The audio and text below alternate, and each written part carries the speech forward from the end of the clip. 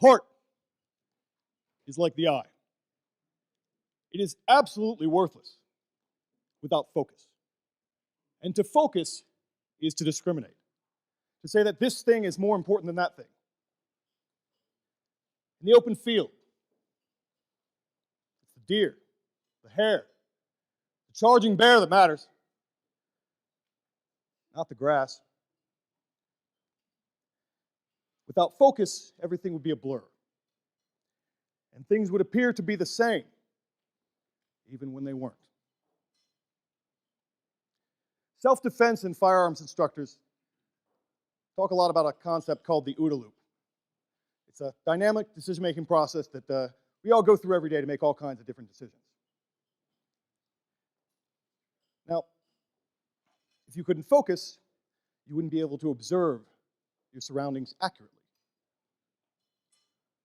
You would have no orientation in the world, no context. Your OODA loop would be compromised. You would be vulnerable, almost helpless, like a blind man. And like a blind man, you would be dependent on the benevolence of others. Something similar happens when you won't allow your heart to focus. Because you're so committed to some kind of universal morality that you won't allow yourself to see other people accurately, to see the differences between other people.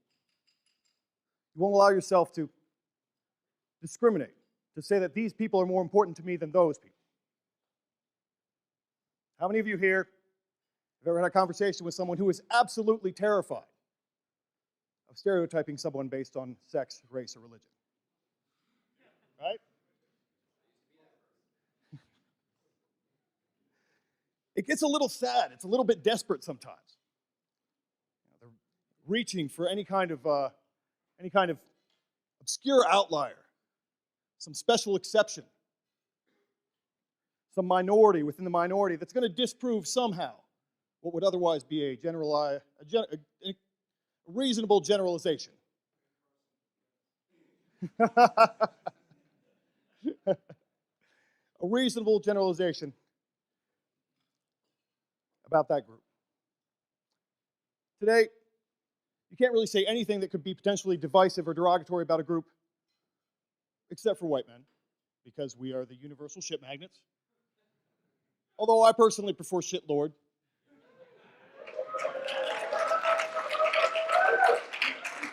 Because who doesn't want to be a lord?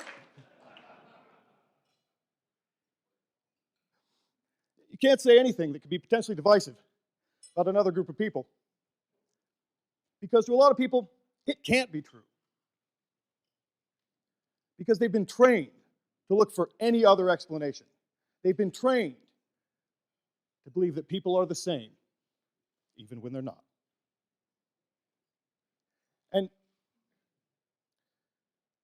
so obviously those people are going to make bad decisions about how to act, because they're not observing the world accurately. They're not observing other people accurately. Refugees from Africa and the Middle East. I've been told that they're just like us, and they just want to be good Germans and Americans. They just want to drink frappuccinos and bitch at each other on Facebook. I've been told that Islam, it's a religion of peace. You're not supposed to walk to the other side of the street, even when your gut tells you should, because that would be unfair to the other person. You don't want to stereotype them. You don't want to profile them. That would be wrong. You don't want to move your family to a less diverse neighborhood because the safety and happiness of your family is less important than celebrating diversity. As good, modern, civilized men, we're not supposed to see people accurately. We're not supposed to see people accurately as good, modern, civilized men because we're supposed to be citizens of the world. We're supposed to care about everyone's happiness. We're supposed to protect everyone from suffering. And somehow, as good, modern, civilized men, we are charged with being the guardians of all and none. We're supposed to treat other people like family and expect that they want to treat us like family. We're not supposed to privilege other people over our own people, or our people over other people, because we're not even supposed to have a people. Everyone is supposed to be our people. And when everyone is your people, everyone is a blur.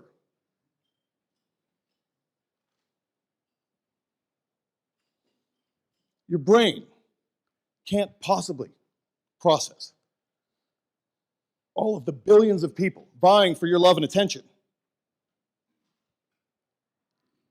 So you allow the media to curate human experiences and tragedies for you to care about.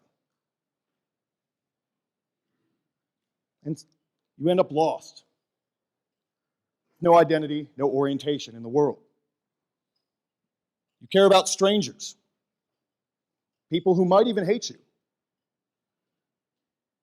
because someone told you to, because someone focused for you.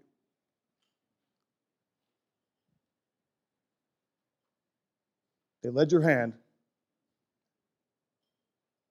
and took you down the road like a blind man. My contention here is that universal morality makes men weak, leaves them lost, confused, dependent, helpless.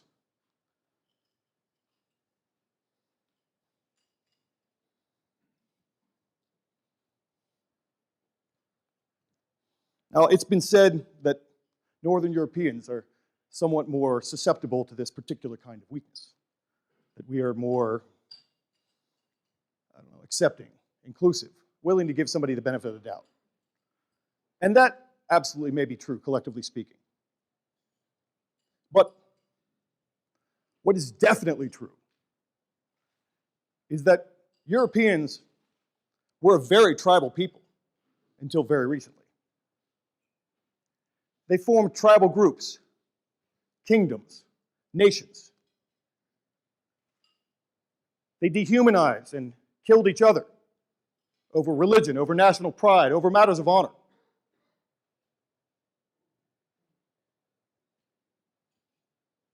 Actually, all the mean things that people say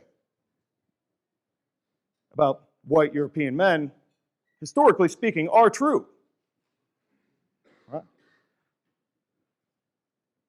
They conquered and claimed land. They took it away from other people all around the world.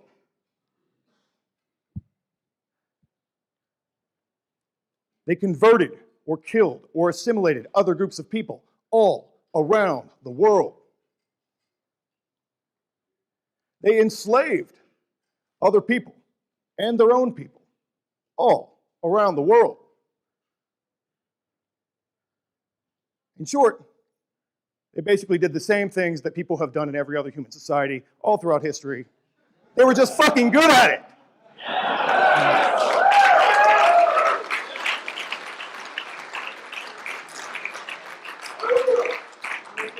They came, they saw, and they conquered.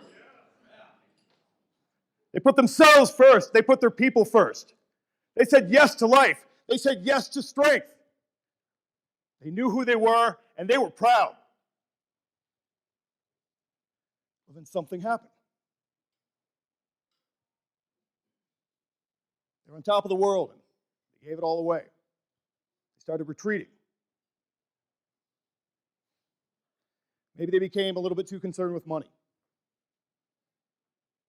Maybe they got a little too sensitive. Started caring too much about other people's happiness and not enough about their own. They got tired of making war. And so they said they wanted peace, but The peace sign became a death rune. White men, peace has cost you your strength. Victory has defeated you.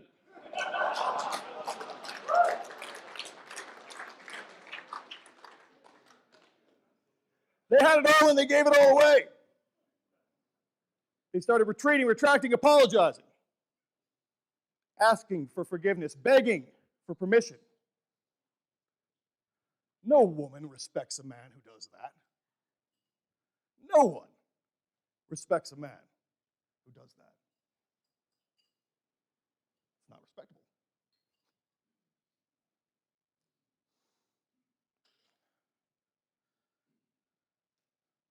Freedom isn't about begging the state for permission to smoke pot in your own home. That's not freedom. Freedom has always been about group self-determination. About groups saying, I am not like you. We have our own thing. It's about men making sense of the world in the way that they always have, by drawing boundaries, by separating us from them, by saying we want to take more charge over our own fate. We want to choose our own leaders. We want to choose our own masters. We want to have our own culture.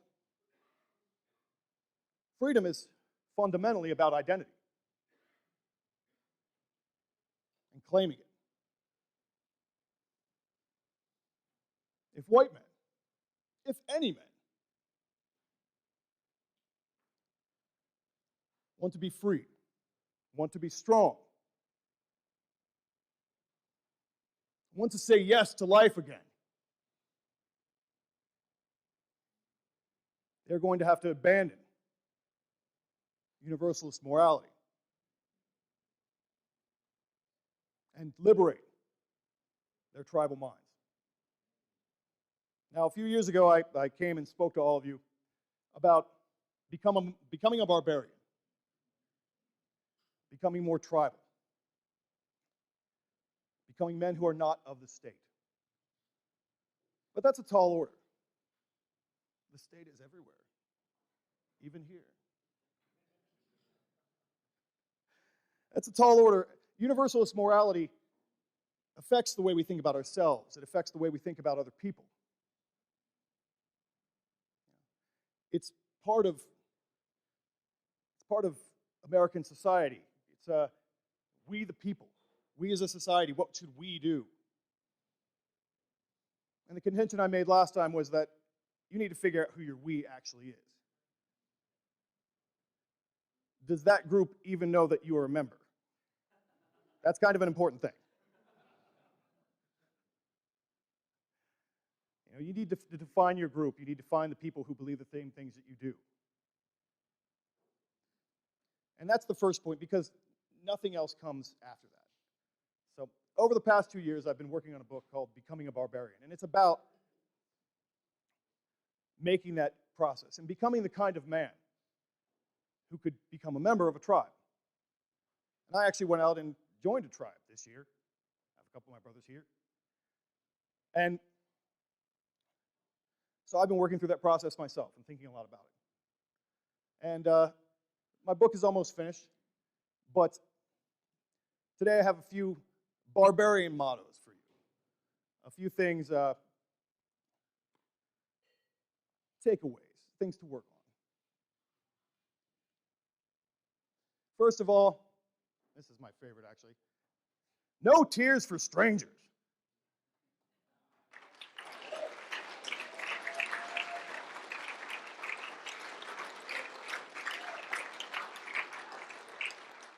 As I said, the media curates all kinds of experiences and things that we're supposed to talk about. You guys know what you're supposed to feel today, who we're supposed to think about, who we're supposed to talk about, and it'll change tomorrow. And whatever's important. And the media encourages us to build these fantasy relationships, these one-sided relationships with these people that we will never meet and we'll never be able to have meaningful relationships with. It's completely one-sided.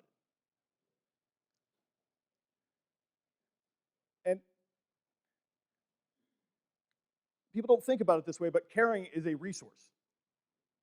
It's a thing that you do. And every time, every minute that you waste caring about someone who you will never meet is a moment that you will never get back. You know, okay, some girl fell down a well in Maine. Okay, you're never going to meet her. That's too bad. I mean, we're human. We can all sympathize with, you know, just about anyone, especially if they play the right music and you know, give the right lighting and make it like, you know, romantic. But you know, we can sympathize with anyone, but you know, we can't actually care about all those people. You know, a lot of people are caring, they spend their day caring about some victim of some tragedy, which is horrible, sure, for them. But they spend all their time caring about these tragedies, caring about political gossip. What are these people who don't listen to me doing today? You know, they spend all their time thinking about this, and they could be investing all of that time in real relationships with people that they actually care about. They could be building networks that actually matter instead of just kind of feeding the machine. So my little motto for that is, not my people, not my problem.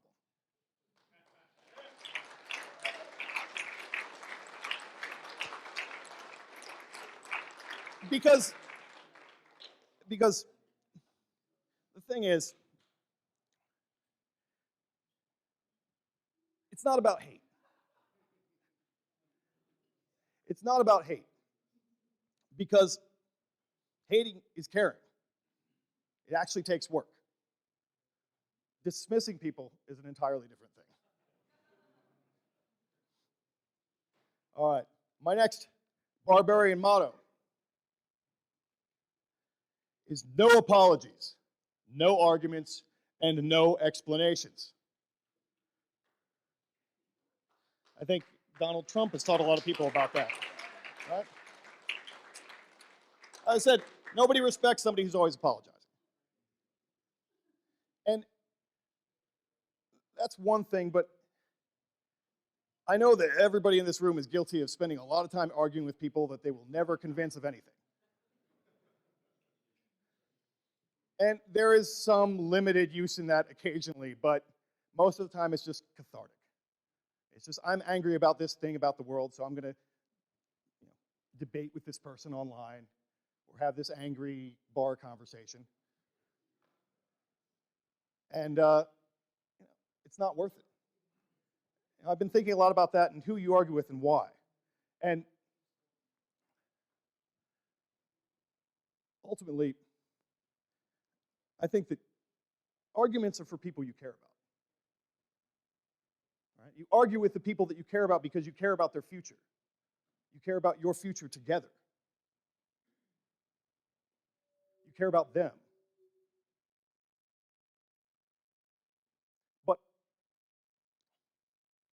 there's no reason to argue with enemies. I mean, what great general ever argues with enemies? Like, let's talk this out. No. We're already on different sides. The die is already cast. You set terms, you negotiate, but you don't argue and waste your time trying to convince people who hate you. It's stupid. It's a waste of time. And thinking about this has actually radically changed the way I deal with people. You know, I have relapses occasionally, but I'm working on it. All right. The next one is, you have to be ready to lose yourself. And that's a hard one, especially for Americans, because Americans have this kind of idea that they're intellectual Clint Eastwoods. They care about truth. They're committed to the truth, to being objective, to finding what the real truth is. And you know, they want to reserve the right to make that decision at any given time. And if you get involved in a group, you're going to be involved in some kind of group thing. Right? You're going to have to say, okay, well, this is what the group is doing, so we're doing this now. And people are terrified of that. That's their programming. Because you know, they've all been taught that you know, if they get involved in a group, they're going to end up goose-stepping monsters that are uncontrollable savages, and they're just going to kill everybody, and they might, but that's what their group does.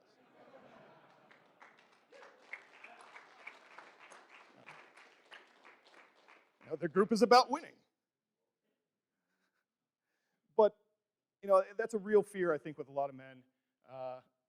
It's come up several times today. One of my least favorite quotes is, "I would never join a group that would have me as a member." It's just the most ridiculous phrase that people use to get out of arguments and make them seem too cool for the rest of you. It's self-deprecating, but it's not meant to be. And I think that if you have an ape in a cage, it's terrifying. But put the ape between 5 apes. He might be the low ape on the totem pole. You don't really know who you are because humans are social animals. You can imagine that you are anything alone in your bedroom. But interacting with other men, interacting with other people, reveals who we are. Who we really are, not who we'd like to imagine ourselves to be.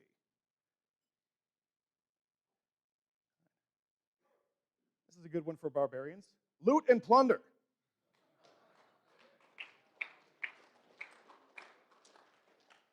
If you are going to become a barbarian, if you're going to think tribally, you're going to have to loot and plunder. You're going to have to be ready to take. A lot of people make the mistake, especially, all of us here and many of my readers have various discontents with the modern world. And a lot of times, the first reaction is to just pull back and kind of, get involved in that kind of, I'm going to go to a cabin and live by myself and get rid of all modern things. And that sounds like fun, but it is retreating a little bit. That's not really what barbarians do. They see what's before them and take it. You can still maintain your culture, but we have all this bounty, all this technology, all these things we have available to us that could make us strong. And by saying we're too good to touch them, we become weak. So we have to use them judiciously. Take every advantage. Take everything that the modern world has to offer you and repurpose it. Use it to attack their systems and build your own. And finally, something a little old. Caput jurat lupinum. With the head of a wolf. We think about criminals and what that really means. And I think that people make the mistake of assuming that a criminal is a type of person. But a criminal is a designation of the state. And if you're positioned to become an enemy of the state, you may one day become a criminal. And so I think people have to lose that kind of, well, I'm a good law-abiding citizen. Well, eventually, that's going to be a stupid thing to be. I think if anyone here is from Europe, you have already written down things that you could go to jail for. You are a criminal. It doesn't have to be right. It doesn't have to be fair. The law is not just or fair. It just is. Cops are not good guys or bad guys. They're just guys. And they work for a system that may be working against your interests. So you have to be prepared that one day the state may move against you. And you know what? It's not going to be fair. And it's not going to be just. And you can cry about it all you want and say, this isn't the way the Constitution was meant to work. It doesn't matter. None of that matters. You just have to accept that at some point you could be the outlaw. Now, caput jurat lupinum is something that our ancestors said when they outlawed someone. It means with the head of a wolf. It means that anyone can kill you with impunity. That you are outside the group. You're basically a barbarian. And I I think the challenge of being a barbarian is to wear the head of a wolf proudly and to accept that that is who you're going to be and what you are.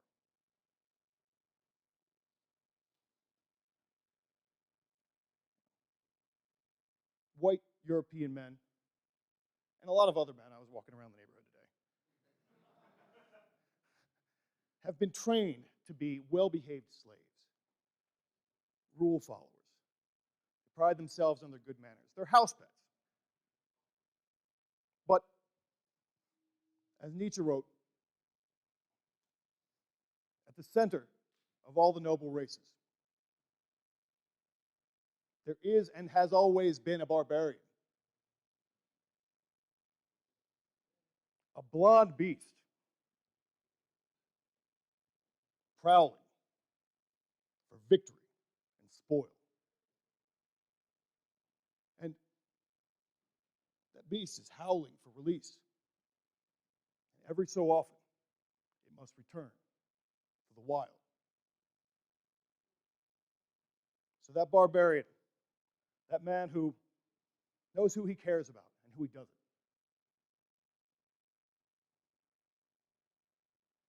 who is ready to loot and plunder the empire, who makes no apologies, no excuses for winning. That blonde beast is still in us. And all we have to do to release it is become who we are.